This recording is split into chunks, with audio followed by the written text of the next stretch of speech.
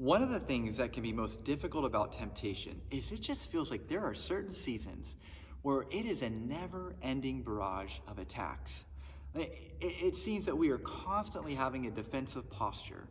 Coming up for air just to get a breath, but knowing that the next wave is about to come crashing down. If there's anyone that can relate to this idea of a never-ending barrage of attacks, it may be Paul.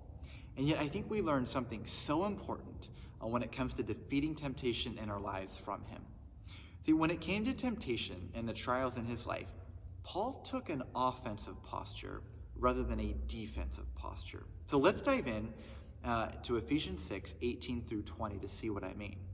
But keep in mind, these words come at the right after the section on the spiritual armor. And so I think these are directly connected. So Ephesians 6, 18 through 20. And pray in the Spirit on all occasions with all kinds of prayer and requests. With this in mind, be alert and always keep on praying for all the Lord's people. Pray also for me, that whenever I speak, words may be given so that I will fearlessly make known the mystery of the gospel, for which I am an ambassador in chains. Pray that I may declare it fearlessly as I should. Now, Paul is concluding this letter that he's writing from prison. Now, if you were going to ask for prayer at the end of a letter you were writing from prison after being unjustly placed there, what would you ask prayer for?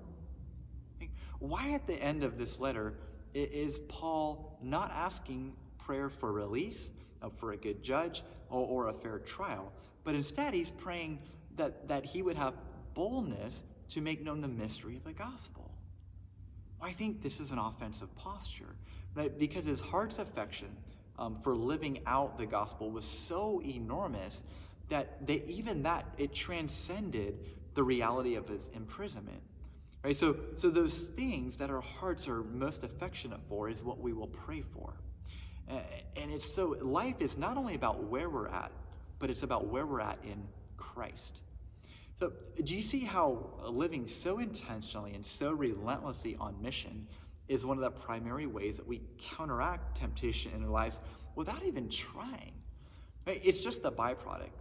Temptation flourishes with idle time and in times of apathy, but it's defeated while intentionally living on mission.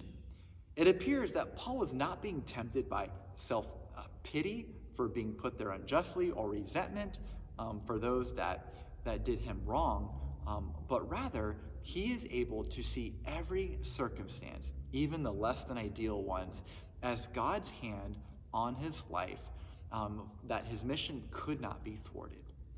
And I think so often when it comes to temptations, we take such a defensive posture where we are just trying somehow to survive another day. But I think what we see from Paul is an offensive approach. He became so engrossed in his mission that God had for him that temptation didn't have the same appeal for him. Right? Paul's heart was more consumed with the furthering of the gospel than it was even his freedom. And therefore his prayer requests came in the form of mission over even above his freedom. Right? I would submit to you that this is true freedom.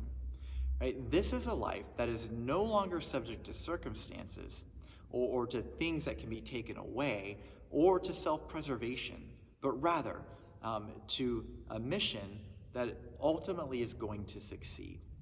So let me leave you with this question. How can you take an offensive approach to defeating temptation in your life?